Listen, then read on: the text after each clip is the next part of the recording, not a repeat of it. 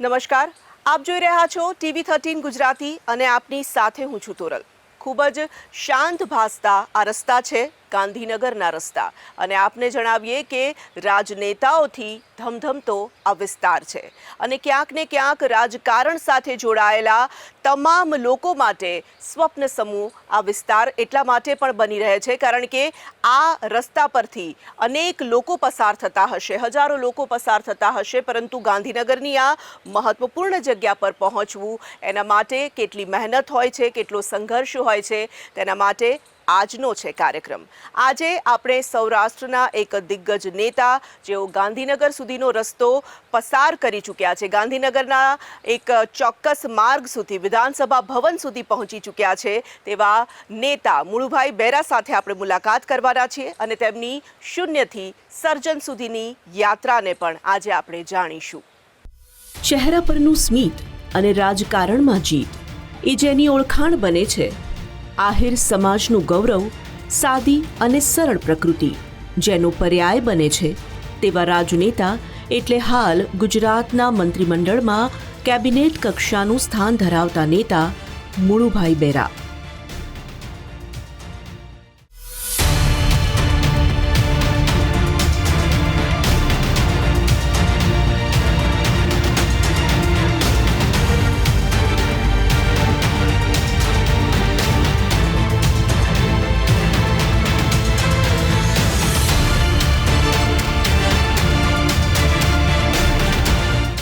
એક સફળ રાજકારણી તરીકે જેને તમામ લોકો જાણે છે, પણ તેમની સફળતા માટેની તેમની મહેનત અને તેની પાછળના સંઘર્ષોથી આજે આપણે રૂબરૂ થઈશું।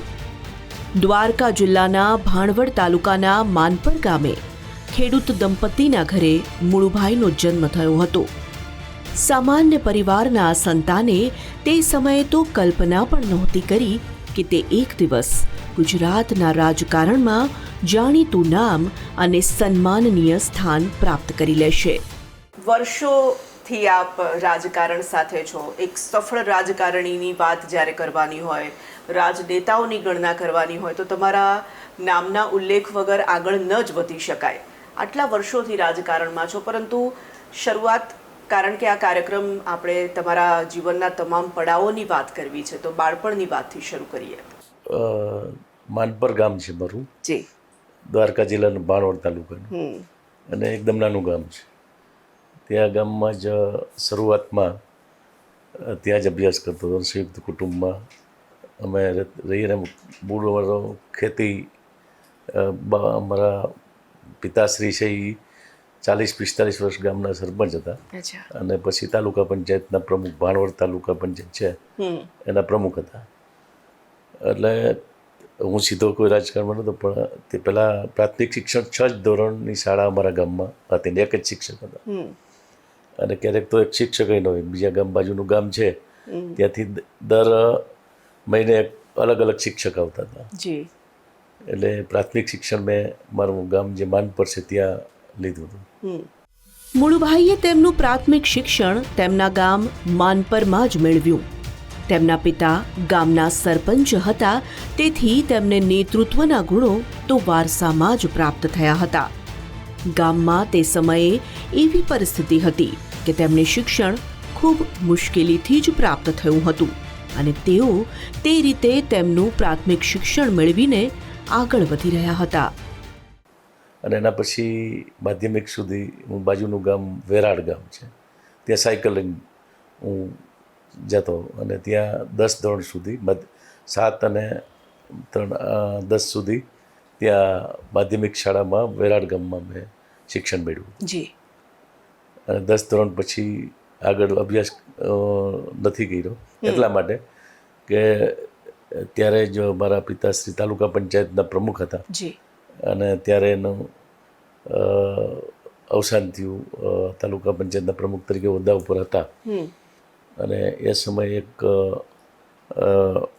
જે રીતના બનાવ બન્યો હતો એના કારણે પછી બધી જવાબદારી છે, ભલે હું નાનો હતો પણ મારી ઉપર મોટા ભાઈઓ કરતાં મારી ઉપર જવાબદારી ત્યાં પરિવારની આવી એટલે હું આગળ પછી અભ્યાસ ના કર્યો। પરિવારની જવાબદારી પોતાના શિરે આવતા મુળભાઈએ તેમનું શિક્ષણ અધૂરું મૂકી દેવું પડ્યું. પરિવારની જવાબદારી તે સમયે તેમના માટે વધુ મહત્વની હતી અને તેને કારણે તેમણે તેમના તે સમયના સ્વપ્નોનું બલિદાન આપી દીધું હતું. પરિવારની જવાબદારીની સાથે સાથે જ નાની ઉંમરે તેઓ રાજકારણની રાહ પર પણ આગળ વધતા ચાલ્યા હતા. એના પછી ખેતી અને નાનો મોટો વેપારનો ધંધો ત્યાં શરૂ કર્યો. એપીએસની દુકાન અને સહકારી મંડળીમાં હું મંત્રી તરીકે પણ મેં કામ કર્યું. અને પછી 2-3 વર્ષ પછી પાર્ટીમાં તો વર્ષોથી મારા પિતાશ્રી હતા જ, કેમ કે જે તાલુકા પંચાયત બની હતી 1981માં, એ ગુજરાતમાં પહેલી તાલુકા પંચાયત ભાણવડની ભારતીય જનતા પાર્ટીની બની હતી. અને જિલ્લા અને પ્રદેશ સુધી મારા પિતાશ્રીના કારણે બધો પરિચય હતો. એટલે પછી 87માં હું યુવા મોરચાનો ભારતીય જનતા પાર્ટીનો ત્યાં ભાણવડ તાલુકામાં પ્રમુખ તરીકેની મેં કામ જવાબદારી સંભાળી. આજે તમામ લોકો જે મુળુભાઈના રાજકારણને જાણે છે તેઓ હંમેશા એમ કહેતા જોવા મળે છે કે તેમણે નાની ઉંમરમાં જ મંત્રીપદ મેળવી લીધું હતું. પણ તેના મૂળને કેટલા લોકો જાણતા હશે કે નાની ઉંમરે આવી ગયેલી જવાબદારીઓ, પરિવારના નિર્વાહની ચિંતા અને કાળજીની સાથે સાથે જ તેઓ રાજકારણમાં પ્રવૃત્ત થઈ ગયા હતા. તે હિસાબે તેમની રાજકીય યાત્રાના મૂળ કેટલા ઊંડા છે. માનનીય આદરણીય કેશુભાઈ પટેલ અને બાકીના જે નેતાઓ હતા ત્યારે દુષ્કાળ 3 ઉપરા ઉપર હતા. રાહત કાર્યોના કામોમાં, અન્ય કાર્યોમાં, અને જ્યારે પાર્ટીના કાર્યક્રમોમાં લગભગ આખા જિલ્લામાં જે નાના મોટા કાર્યક્રમોમાં કોઈને કોઈ જવાબદારી મળતી હતી ત્યારે ઘણી મારી ઉંમર નાની હતી. આ એવો કપરો સમય હતો જ્યારે મુળુભાઈના પરિવાર પર તો જાણે કે આભ તૂટી પડ્યું હતું, પણ સાથે સાથે રાજ્યમાં ઉપરા ઉપરી દુષ્કાળની આફત પણ આવી પડી હતી. તે સમયે નાની ઉંમરમાં જ તેઓ રાહતના સેવાકીય કામોમાં જોતરાઈ ગયા હતા. હું ત્યારે પ્રદેશ કારોબારીનો સભ્ય હતો અને તાલુકાના મંડળમાં મહામંત્રીની જવાબદારી હતી. ત્યારે વિધાનસભાની ટિકિટ આપવાનું મને નક્કી કર્યું સીધું. હું બધી પંચાયત કે સરપંચ કે એવી કોઈ તાલુકા પંચાયત, જિલ્લા પંચાયત લડ્યો નથી. કેટલાક લોકો એવા હોય છે કે જેમને ભાગ્ય ચમકાવવા મહેનત કરવી પડતી હોય છે. કેટલાક લોકોને તેમને કઈ દિશા પસંદ કરવી તે માટે મશક્કત કરવી પડતી હોય છે. કેટલાક લોકો તેમની દિશા અને દશા માટે જાણે કે હાથમાં રેખા લઈને જ આવતા હોય છે. આવું જ કંઈક મુળભાઈ માટે પણ કહી શકાય. કારણ કે જ્યાં લોકો રાજકારણમાં ચૂંટણી લડવા માટે ટિકિટના સપના જોતા હોય છે, ત્યાં તેમને સામેથી નાની ઉંમરે જ ધારાસભાની ટિકિટ આપવાનો પક્ષ દ્વારા નિર્ણય કરવામાં આવ્યો હતો.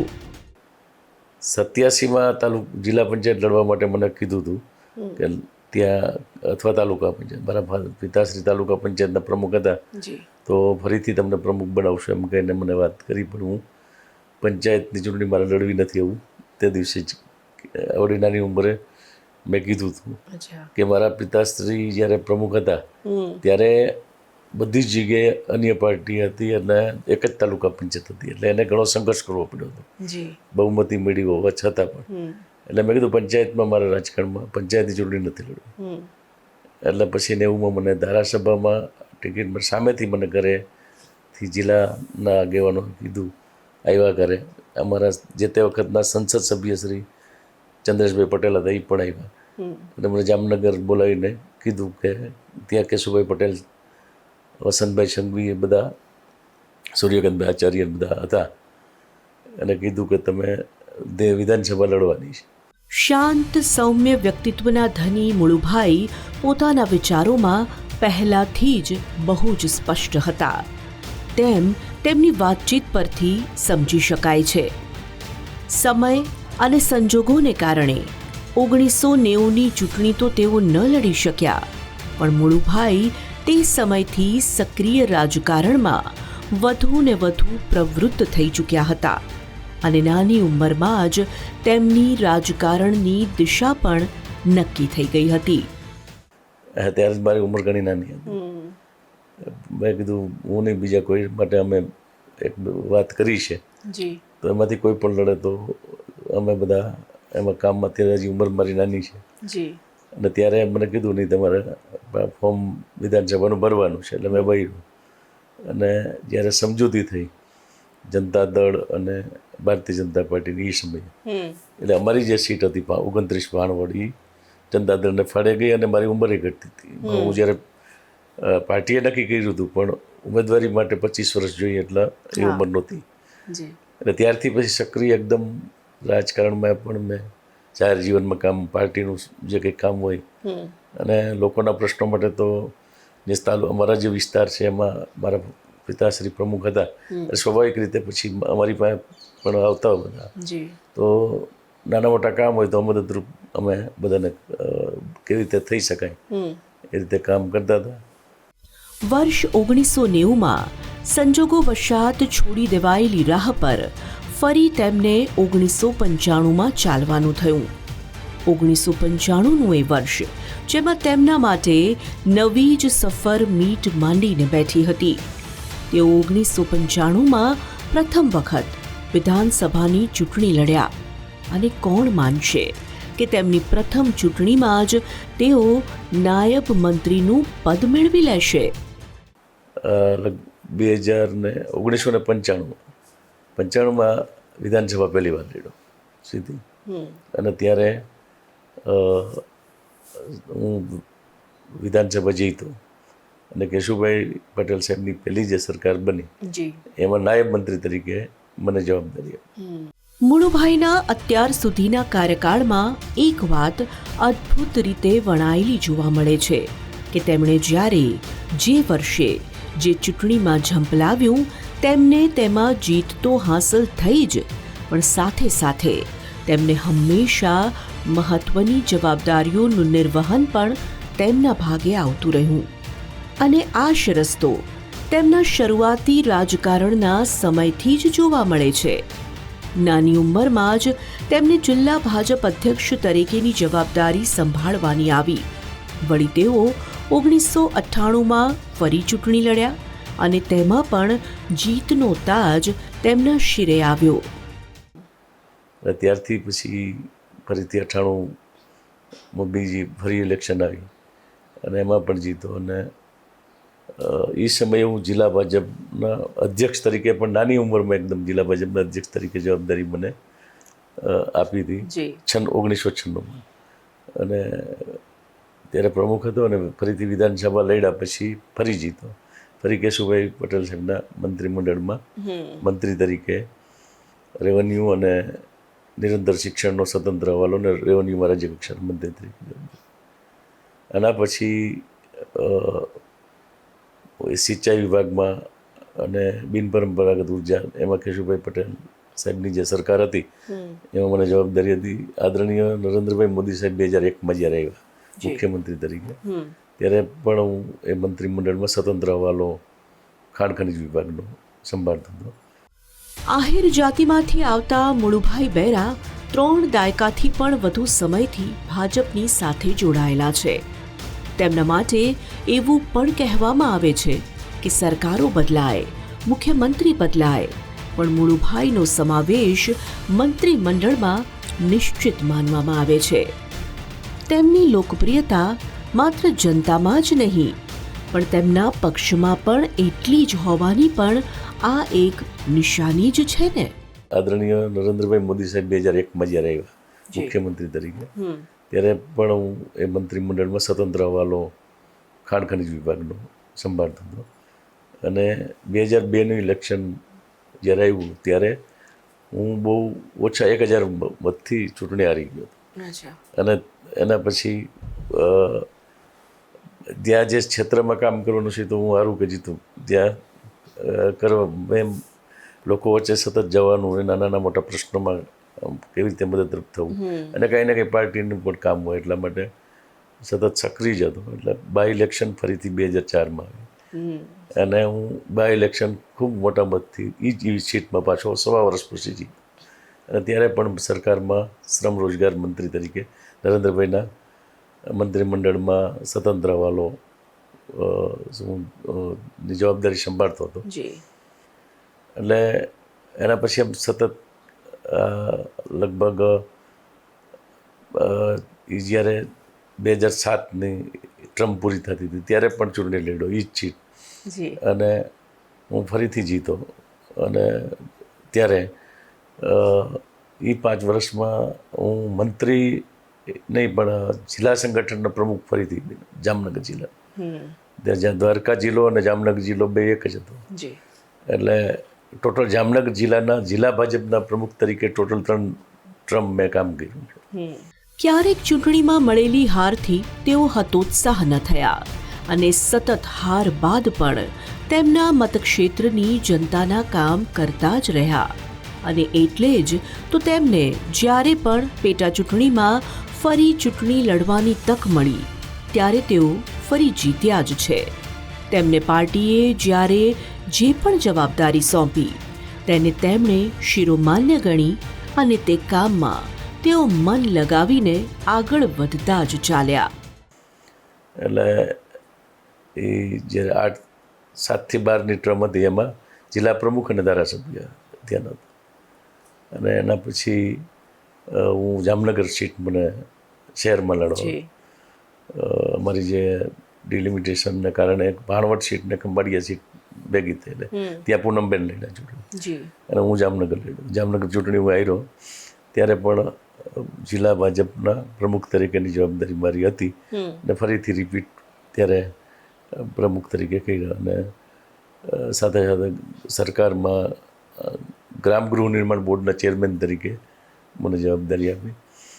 અને પછી 2017માં હું વિધાનસભાની ચૂંટણી લડ્યો નહોતો, 2022માં લડ્યો અને અત્યારે 22થી અત્યાર સુધી કેબિનેટ મંત્રી તરીકે અલગ અલગ વિભાગો જે છે એની જવાબદારી મને મળી છે. એટલે આમ જ્યારે શરૂઆત હતી ત્યારે સંગઠનમાં પણ ખૂબ કામ કર્યું અને જ્યારે જિલ્લા પ્રમુખ ન હોઉં ત્યારે મને પાર્ટીમાં અલગ અલગ જિલ્લાના સંગઠનના કામ માટે પણ જે કંઈ જવાબદારી આપી હતી કરવા માટેની કોશિશ કરી. એટલે આમ સતત એમ કહેવાય કે 1995થી આ 2025 એટલે 30 વર્ષનો સમય થઈ ગયો કે જેમાં સતત જાહેર જીવનમાં કે યા તો સંગઠન અથવા સરકારમાં નાની મોટી જવાબદારીઓ જે કંઈ મળી છે એમાં કામ કરવાનો ખૂબ આનંદ, ખૂબ પ્રવાસ પણ કરું છું. મુળુભાઈએ નાની વયે રાજકારણમાં એન્ટ્રી કરી અને આટલા વર્ષોથી તેઓ સતત વ્યસ્ત રહ્યા છે. વિવિધ સરકારમાં તેઓ 5 વખત તો મંત્રી રહી ચૂક્યા છે. તેમને સામાજિક સુરક્ષા, સમાજ કલ્યાણ વિભાગ, મહેસૂલ, સિંચાઈ, પ્રાથમિક શિક્ષણ, પરંપરાગત ઉર્જા, ખાણ ખનીજ, શ્રમ અને રોજગાર વિભાગની જવાબદારી સંભાળ્યા બાદ હાલ પ્રવાસન, સાંસ્કૃતિક પ્રવૃત્તિઓ, વન અને પર્યાવરણ તથા ક્લાઇમેટ ચેન્જ જેવા મહત્વના વિભાગની જવાબદારી સોંપવામાં આવી છે. બધા લોકો સાથેનો મારો વિસ્તાર જે છે, જિલ્લો છે, એમાં એક પરિવાર, દરેક સમાજ સાથે મારા એવા સંબંધો છે કે દરેક એમ માને કે અમારા છે. એ રીતના એક પારિવારિક ભાવનાથી બધારે ખૂબ લાગણીથી હું જોડાણો છું. જ્યારે ક્યાંક ચૂંટણીમાં નિષ્ફળતા મળી હોય ત્યારે પણ બહુ ઓછા માર્જિનથી હું ચૂંટણી આવ્યો છું. બાકી લગભગ લોકોએ ખૂબ પ્રેમ આપ્યો છે અને એના જે કંઈ એના કારણે આજે એક નાના એવા ગામમાંથી મને જે કંઈ જવાબદારી મળી હતી અને રાજ્ય સુધી કામ કરવાનો જે અવસર મળ્યો એમાં બને ત્યાં સુધી ખૂબ પોઝિટિવ રહીને લોકોના વિસ્તારના પ્રશ્નો માટે અને સમગ્ર રાજ્યની જે જવાબદારી હોય એમાં પણ જ્યાં મને મળેલી જવાબદારીમાં ખૂબ ઉત્સાહ સાથે કામ કરવાનો મને આનંદ છે.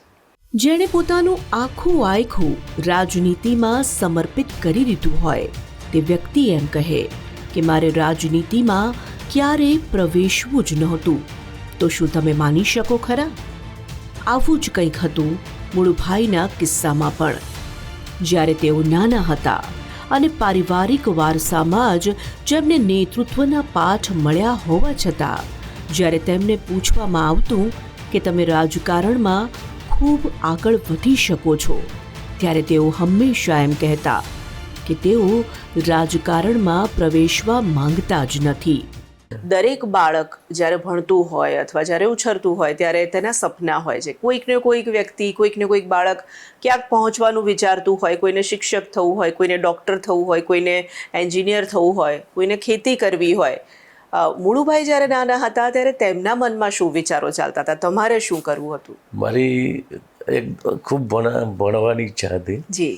અભ્યાસ વધુ કરી અને મને એમ લાગતું હતું કે કંઈક રાજકારણ સિવાય બીજે ક્યાંય અભ્યાસ કરવો છે અને કંઈ ઉચ્ચ કક્ષામાં કંઈ સરકારી સેવાઓમાં કે અન્ય રીતે બિઝનેસની રીતે જો આપણે અભ્યાસ કરીએ તો જ વધારે આપણે સારી રીતે. મારા પિતાશ્રી જ્યારે મને કહેતા તું રાજકારણમાં આવીશ ત્યારે હું ના પાડતો હતો. મને રાજકારણ ગમતું નથી એવું કહેતો હતો. એટલે મેં કીધું રાજકારણમાં ક્યારેય નહીં.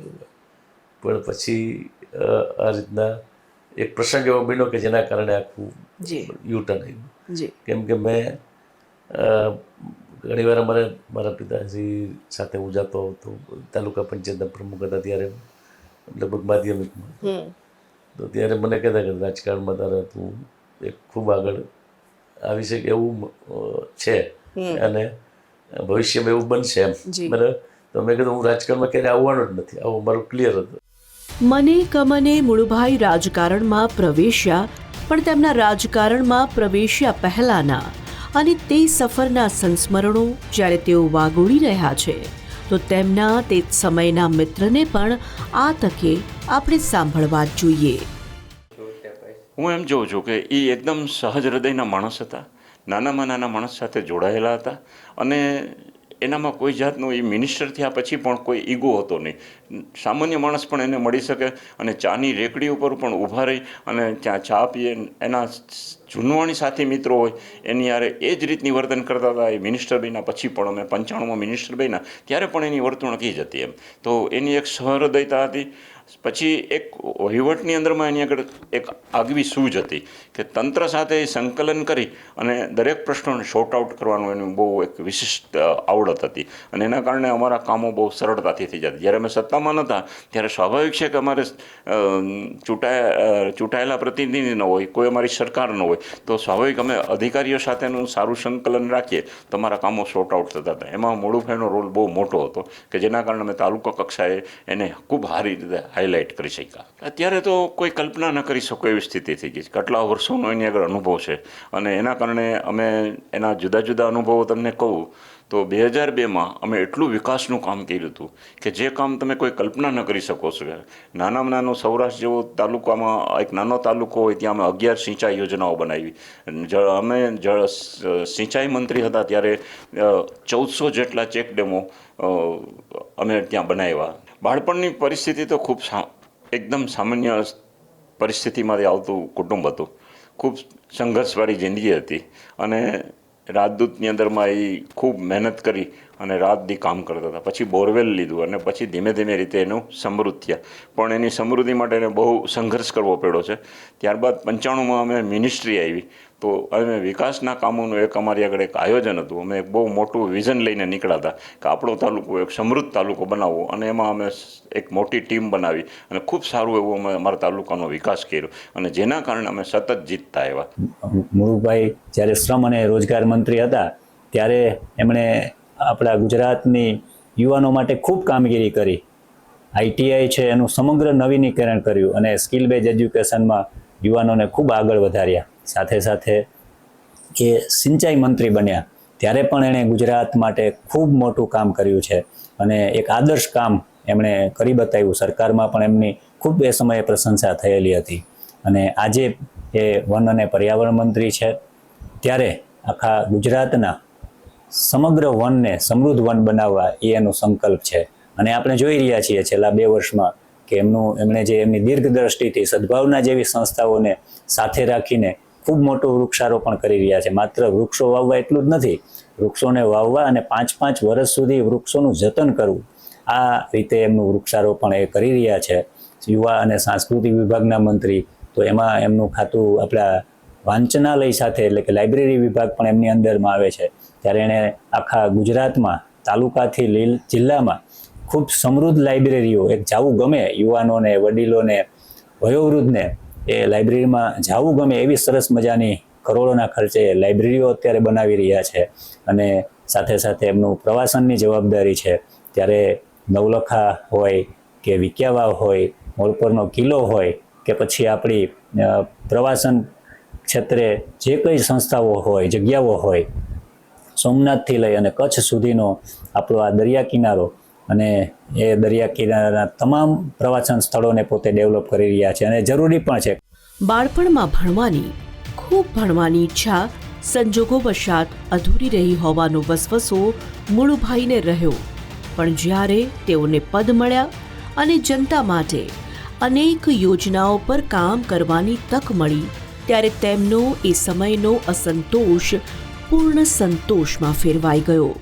તમે કહ્યું કે અભ્યાસ કરવાની ઈચ્છા હતી, ખૂબ અભ્યાસ કરવો છે અને ભણીને ક્યાંક પહોંચવાની એક ઈચ્છા હતી. જીવનના સંજોગો અને કદાચ એવો સમય આવ્યો કે તમે અભ્યાસ ન કરી શક્યા. એનો વસવસો ક્યારેક થાય છે ખરો? એનો વસવસો તો થાય જ છે જી. કે ભણું અત્યારે અભ્યાસ કરવાનો મને ખૂબ ઈચ્છા હતી જી.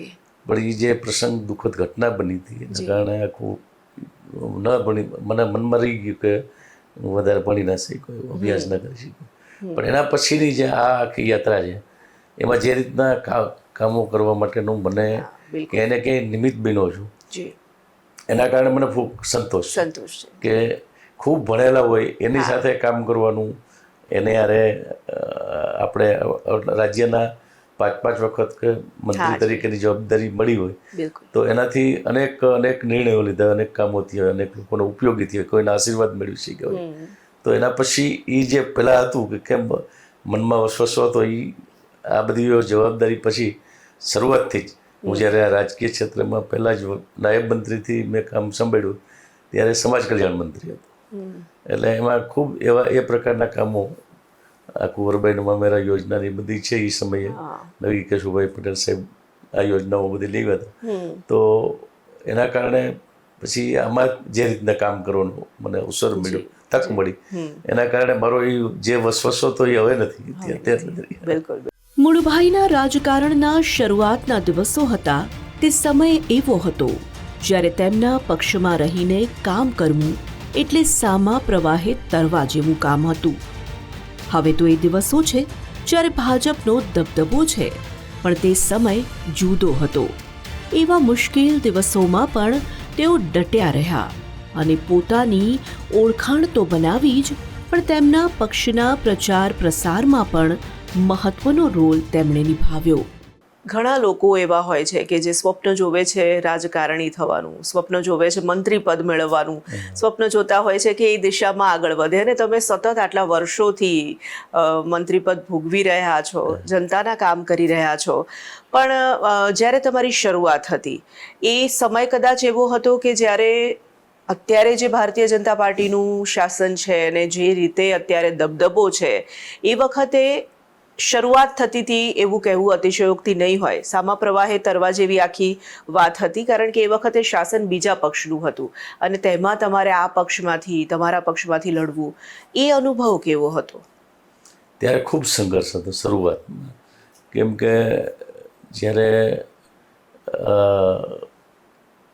1980માં પાર્ટીની, ભારતીય જનતા પાર્ટીની સ્થાપના થઈ, એની પહેલાં જનસંઘ હતો અને ત્યારે ખૂબ એકદમ કે પાર્ટીમાં ખાલી ડિપોઝિટ બચતી છે જનસંઘ વખતે તો પણ બધા ખૂબ ખુશ થતા હતા, એની મીઠાઈ વેચતા. મારા પિતાશ્રી એવી વાત કરતા કે જીતવાની વાત એક દીવડો નિશાન, અને એમાં કોઈ લડે અને લડ્યા પછી એની ડિપોઝિટ જો બચી જાય તો એની બહુ ખુશી મનાવવામાં આવતી. એ દિવસો હતા અને ખૂબ સંઘર્ષ ત્યારે કરવો પડતો હતો. અને એ સમયે 80માં ભારતીય જનતા પાર્ટીની સ્થાપના થયા પછી બીજા જ વર્ષે ખાસ કરીને રૂરલ એટલે ગ્રામીણ વિસ્તાર જે છે, ગ્રામ્ય વિસ્તારમાં કંઈ ભારતીય જનતા પાર્ટીનું એટલું કામ નહોતું. મોટા મહાનગરોમાં એમાં ત્યારે જ કે પાર્ટીની સ્થાપના જ થઈ હતી.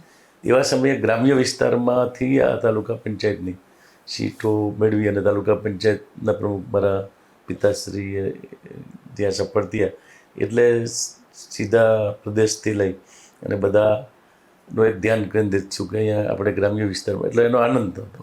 અને ત્યારે શરૂઆતથી એ સમયે જે સંઘર્ષ હતો એ ખૂબ આપણે વર્ણવી ન શકીએ એટલો સંઘર્ષ હતો. અને એ રીતે એ સમયોમાં ખાસ કરીને બધી જ જગ્યાએ જે સરકારો હતી એની સામે અલગ અલગ પ્રશ્નો માટે મારા પિતાશ્રીએ ગુંડાગીરી સામે પણ લડત આપી હતી, ખેડૂતોના પ્રશ્નો માટે. અને એ જ અમે પણ એ જ પગલે ચાલી અને અમે ત્યાં જે કઈ રીતે સત્તા હોય કે ન હોય પણ લોકોના પ્રશ્નો માટે અને કોઈ જે અસામાજિક તત્વો હોય તો એની સામે લડત કરવામાં ક્યાંય અમે પીછેહટ નથી કરી. અને એના કારણે એ જે સંઘર્ષના દિવસો હતા એ એક બાજુ 3 વખત દુષ્કાળો પણ હતા એ કારણે. અને ત્યારે બધા એકદમ મર્યાદિત સાધનો હોય ટૂંકા સાધનો, એમાં પણ ત્યારે ખૂબ સરસ રીતે કામ કરવાનો સંઘર્ષમાં પણ મજા હતી. તમે જે પણ કામ કર્યા હોય તેમાંથી કયું કામ તમારું સૌથી મનપસંદ, તો તમારા માટે જવાબ આપવાનું મુશ્કેલ હોય, કારણ કે તમે તમારા દરેક કામમાં એટલી તમારી મહેનત રેડી હોય છે. તો રાજનેતાઓ માટે તો પણ કેટલું મુશ્કેલ બને આ સવાલનો જવાબ, કારણ કે અનેક યોજનાઓના અમલીકરણ માટે તેમના પ્રયાસો રહ્યા હોય અને તેને સાકાર કરવા માટે તેમની કેટલીય દૂરંદેશી પણ રહી હોય. તમારા માટે સૌથી ગમતું કામ કયું હતું અથવા સૌથી યાદગાર મુળુભાઈ બેરાને જે કામ લાગ્યું હોય એ કયું હતું?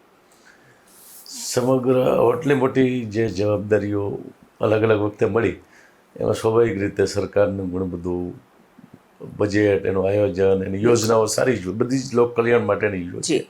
પણ જે ચેકડેમ યોજના 2000માં ત્યાં પાણીનો જે ખાસ કરીને જામનગર જિલ્લો અને સૌરાષ્ટ્ર વિસ્તારમાં જે રીતના અને ઉત્તર ગુજરાતમાં પાણીની તકલીફ જે હતી એમાં એક સમય એવો આવ્યો હતો કે થોડો પીવાના પાણી માટે પણ ખૂબ તકલીફ પડે, ક્યાંયથી ખેડૂતો કે ક્યાંયથી પાણી ડેમમાંથી પીવા માટે ન લો, શહેરી વિસ્તારમાં પાણીની જરૂરિયાતો, આ બધા પ્રસંગોમાં એક ચેકડેમ યોજના જે લોક ભાગીદારીથી કરી, જે તે આદરણીય મુખ્યમંત્રી શ્રી કેશુભાઈ હતા અને હું ત્યારે સિંચાઈ મંત્રી રાજ્ય કક્ષાનો હતો. એ સમયે જે ચેકડેમ યોજના બનાવી એમાં એક જલયાત્રા આખી બધી જગ્યાએ સૌરાષ્ટ્ર, ઉત્તર ગુજરાત ને અન્ય જગ્યાઓ પર કરી. એમાં સૌરાષ્ટ્રની આખી યાત્રામાં હું હતો અને ત્યારે લોકોને જોઈડા આ કામ. એટલે 60% સરકાર આપે, 40% એને શ્રમદાન કરવાનું અથવા પોતાએ ખર્ચ કરવાનો, અને જે ખેડૂતોને લાભ થતો હોય એ જ ખેડૂતને કામ, કોઈ કોન્ટ્રાક્ટ પદ્ધતિ નહીં. એ એક યોજના લેવા લોકભાગીદારી વાળી, એના કારણે ખૂબ ચેકડેમથી આવી એ વખતે. અને એ વખતે અમારે ત્યાં લગભગ જામનગર જિલ્લામાં પણ ખૂબ ચેકડેમ માટે અમે પ્રયત્નો કર્યા. અને એ ચેકડેમ સિરીઝ ઓફ ચેકડેમ 1 કિલોમીટરના અંતરે કે 2 કિલોમીટરના અંતરે બધી જ નદીઓ પર ચેકડેમો થયા.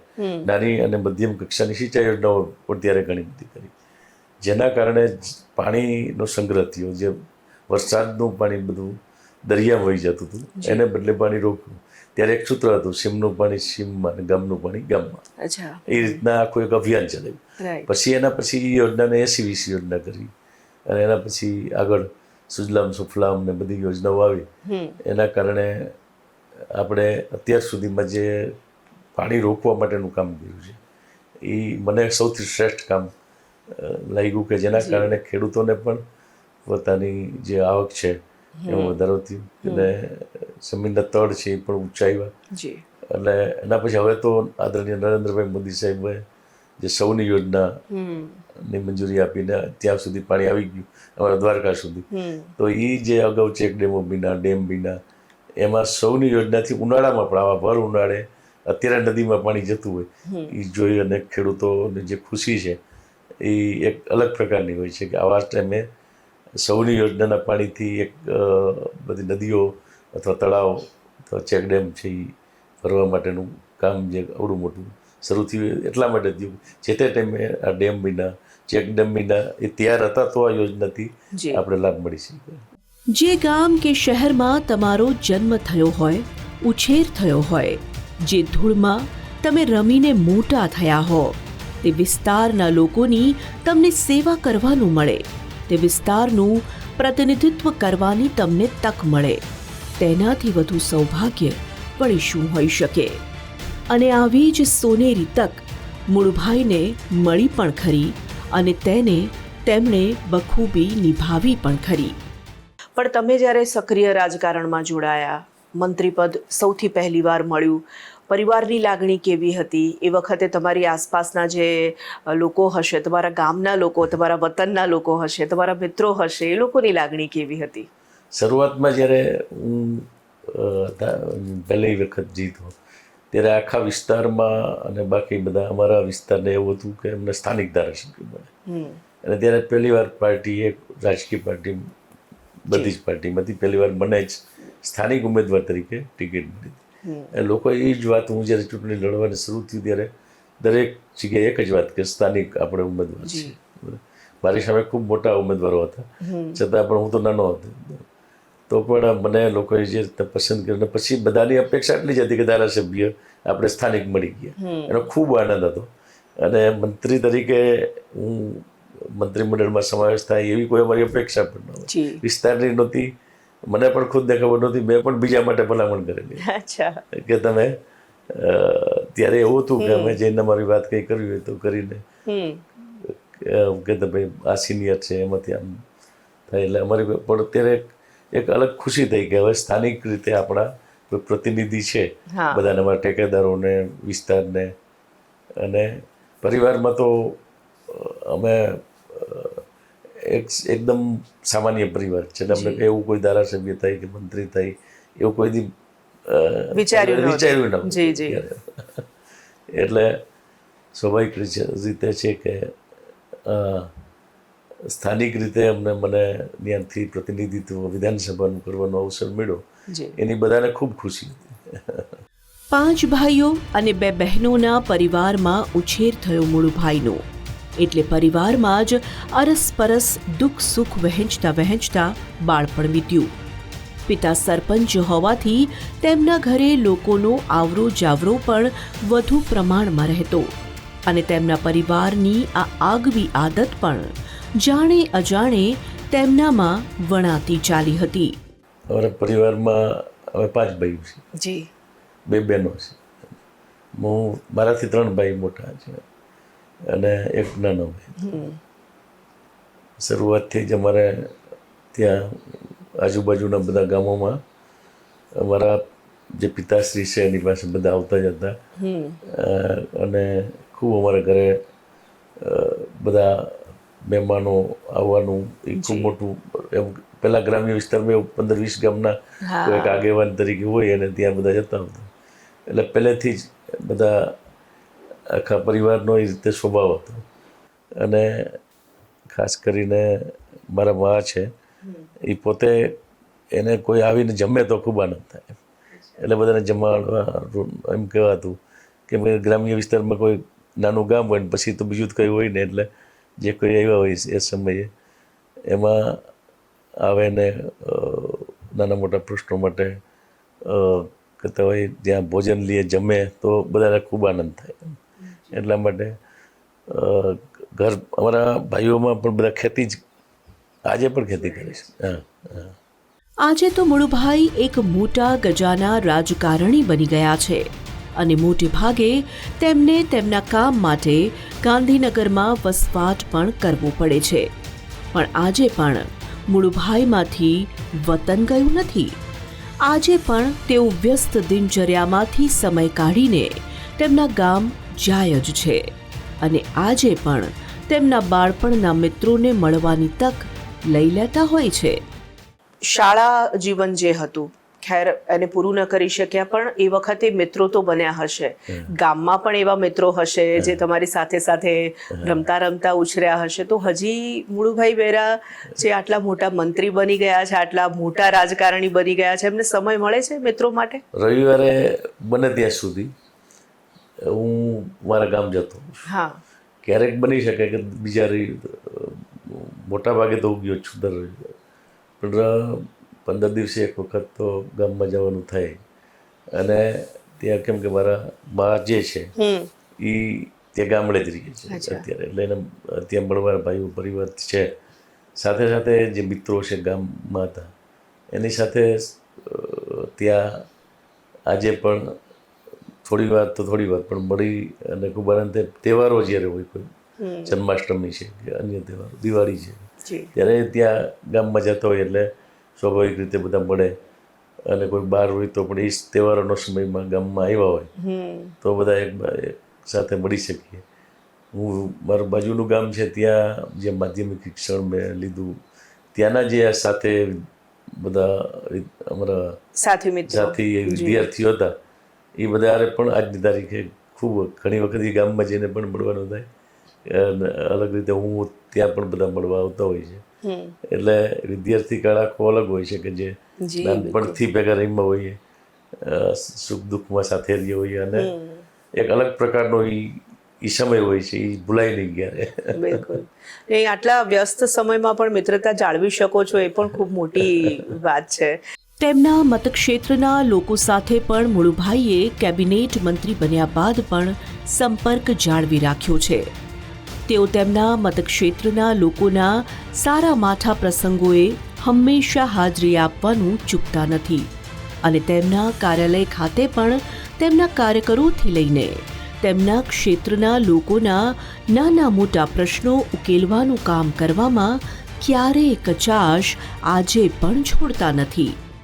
અમારે ત્યાં ગ્રામ્ય વિસ્તાર મોટો છે આખો, એટલે ગ્રામ્ય વિસ્તારમાં નાના મોટા પ્રસંગો ખૂબ થતા હોય છે.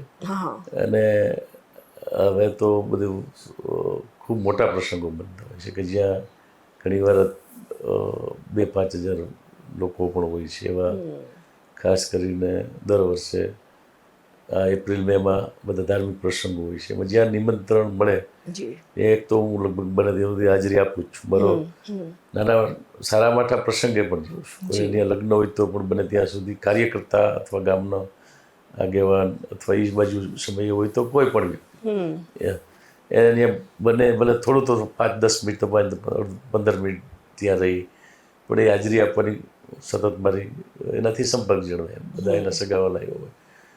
અને રેગ્યુલર પ્રવાસ મારો જે થાય એમાં એ રીતે પણ હું ગામોમાં અલગ અલગ રીતે તાલુકા પંચાયતના સીટનું મોટું ગામ હોય, જિલ્લા પંચાયત, એ રીતના પ્રવાસ હોય છે. નગરપાલિકા હોય, તાલુકા મથક ઉપર પણ લોકસંપર્કના કાર્યક્રમો રાખી અને બધાને અગાઉથી જાણ કરી દીધી.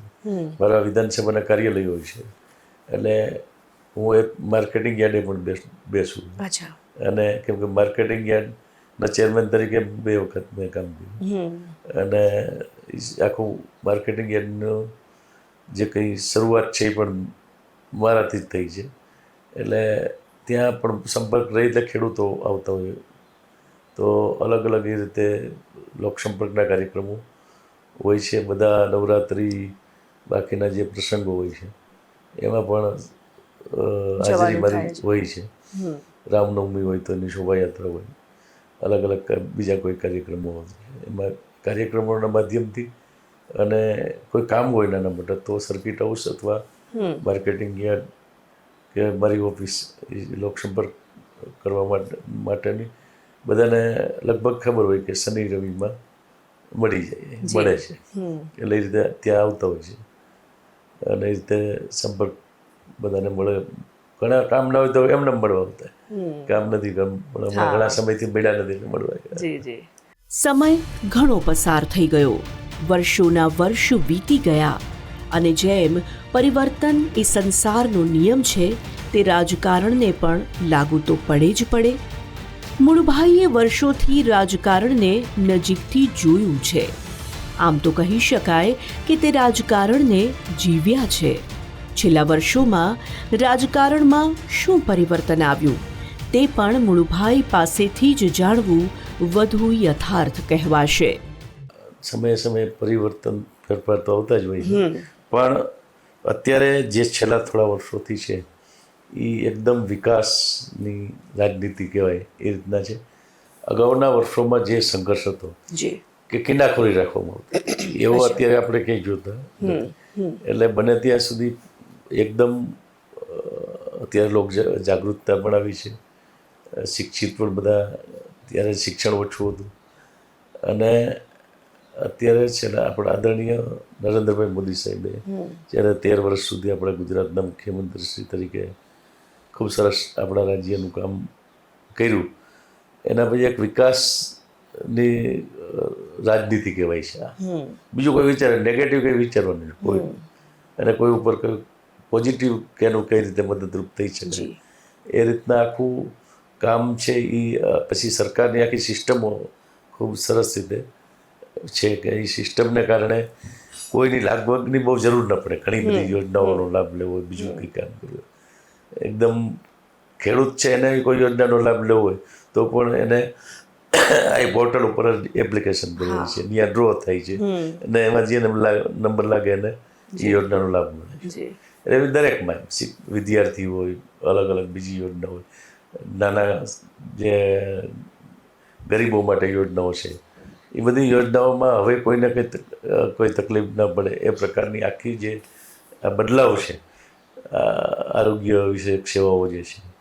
પહેલાં તો એવું હતું કે બીમાર પડે તો હું પહેલી વખત જીતો ત્યારે એક નાની મોટી મદદ કરી હોય કે હોસ્પિટલમાં મુખ્યમંત્રી સહાયમાંથી 25,000 રૂપિયા અપાયો હોય તો મોટું કામ ગણાતું. તો એક કામ થયું, બીજા ગામમાં વાત થાય કે આ ભાઈને 25,000 રૂપિયાની સહાય અપાય.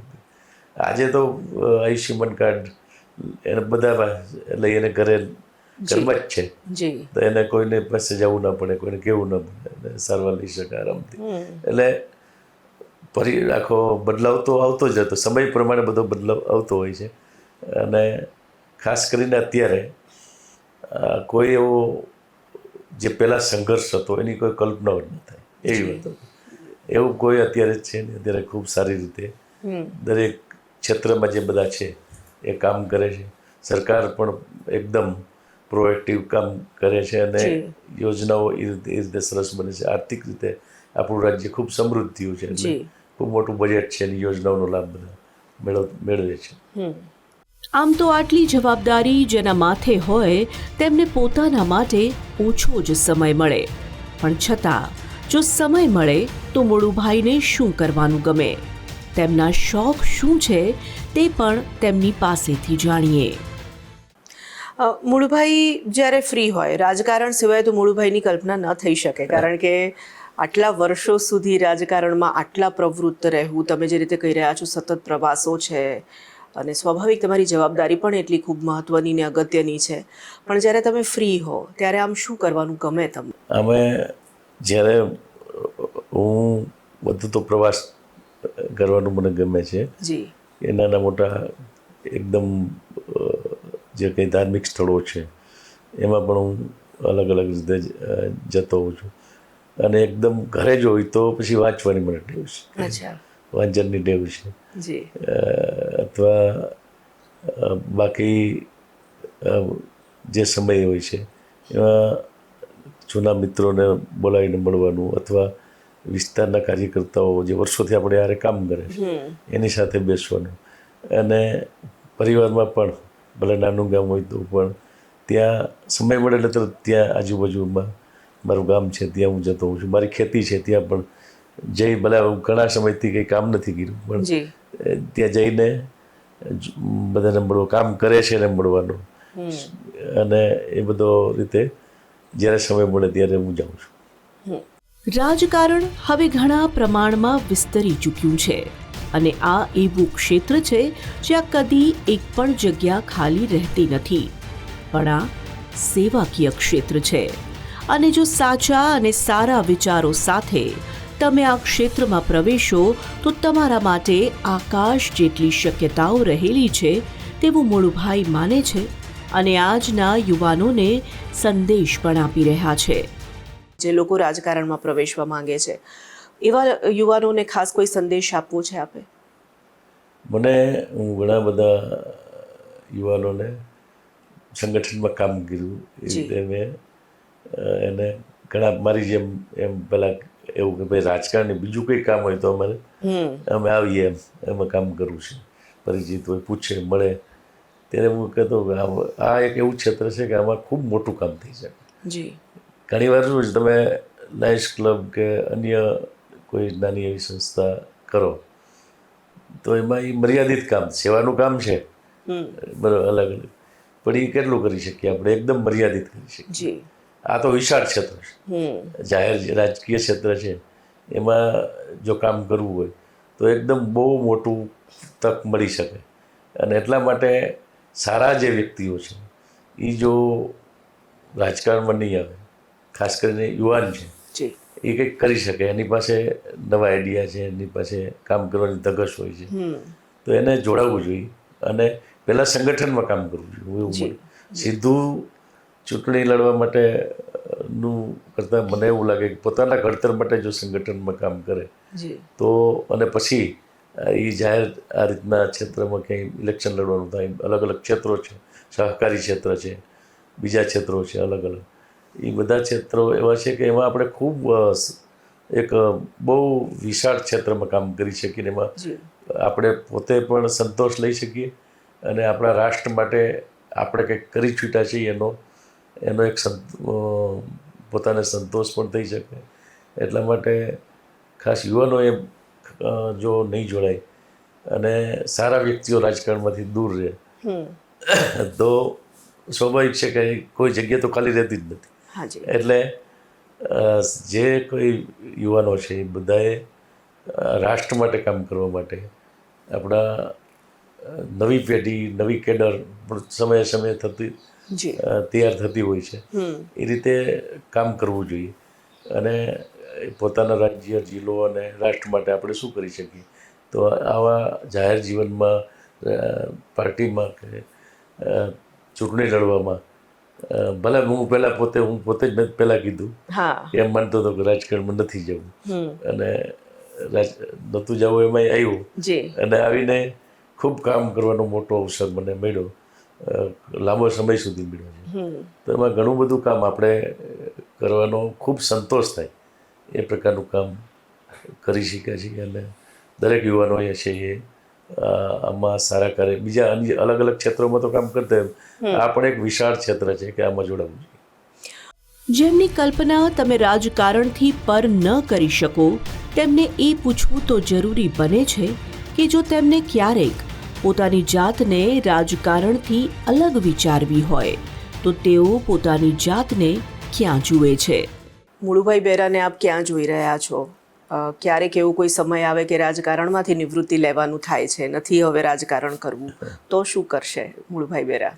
હું સતત મને લોકોની વચ્ચે રહી અને એની સાથે કઈ રીતે એના પ્રશ્નો માટે અને કોઈને કોઈ સામાજિક કાર્યો માટે, એમાં કંઈ કોઈ પણ કામ હોય એમાં સતત મને એવું ક્યારેય બન્યું જ નથી કે કામ ન હોય ને એવું કામ મળી જ જાય. એટલે આગળના સમયમાં પણ મેં જે અત્યાર સુધી જે રીતે નાનપણથી કામ કર્યું છે એ રીતે લોકોની સાથે રહી અને જ્યાં કંઈ સારું કાર્ય થતું હોય એમાં કઈ રીતે આપણે ભાગીદાર બની શકીએ, એમાં હંમેશા એ રીતે જ કામ કરવાની મારી ઈચ્છા છે. અને એ રીતે છે. હું આજે મને કોઈ મોટું કે કંઈ નાનું લાગતું જ નથી, બધું એક સરખું જ લાગે. હું જ્યાં પહેલાં જ્યાં હું ત્યાં અત્યારે માનપર ગામમાં જાઉં તો મને એવું લાગે નહીં અહીંયા એકદમ નાનું ગામ છે કે મને અત્યારે એ પણ મોટું જ લાગે છે જેવું પહેલાં હતું એવું જ. એટલે નાનું મોટું મારા મનમાં કંઈ છે નહીં કે કામની કોઈ, જ્યારે મને મળ્યો એ આ અવસર મળ્યો હોય કે કોઈ મોટી સફળતા મળી હોય તો એ પણ હું સહજ લઉં છું. અને એમાંથી પણ મને એવું ક્યારે એમ નથી થતું હું બહુ મોટો માણસ થઈ ગયો. મોટો નાનું કંઈ છે જ નહીં. હું બીજામાં કોઈનામાં પણ એવું જોતો નથી કે આ બહુ મોટા છે. દરેક વ્યક્તિ એના કર્મથી નાનો મોટો હોય છે અને એને કર્મ કરતું જ રહેવું જોઈએ કંઈ જી. નથી. ફળ તો દ્વારકાધીશ કૃષ્ણ ભગવાને કીધું છે કે તમે કર્મ કરો, હું ફળની અપેક્ષા વગર, અને એ મંત્રથી હું જી. આ રીતના કામ તમારા કરું છું ને જીવનમાં કરતો આપ રહીશ. આગળ વધતા જાઓ છો.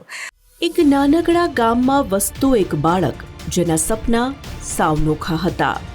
રાજકારણમાં પ્રવેશવાનો જેનો દૂર દૂર સુધી વિચાર પણ નહોતો, તેવા મુળુભાઈ આજે ગુજરાતના રાજકારણનો જાણીતો અને સફળ ચહેરો બની ચૂક્યા છે. તે કેટલી મોટી ઉપલબ્ધિ કહેવાય. પણ મુળુભાઈને મળીને, તેમની સાથે વાતો કરીને એક વાત બેશક તમને અનુભવાય કે તે મોટા ગજાના નેતા અને રાજકારણી બની ગયા છે, પણ તેમના વતનમાં રહેતા હતા અને એક બાળક હતા. ત્યારના સમયની માસૂમિયત અને શાંતિ તેમના ચહેરા પર આજે પણ બરકરાર રાખી શક્યા છે. કદાચ આ સફળતા તેમની વધુ મોટી સફળતા બની રહી છે. ખરેખર આને જ કહી શકીએ ને કે આજ છે શૂન્યમાંથી સર્જનની યાત્રા. તો આ હતી મુળુભાઈ બહેરાની સંઘર્ષ ગાથા. આ હતી મુળુભાઈ બહેરાની જીવન યાત્રા. આવતા સપ્તાહે વધુ એક વ્યક્તિ પ્રતિભા સાથે ફરીથી મળીશું. ત્યાં સુધી આપ જોડાયેલા રહો TV13 ગુજરાતી સાથે. મને આપશો રજા. નમસ્કાર.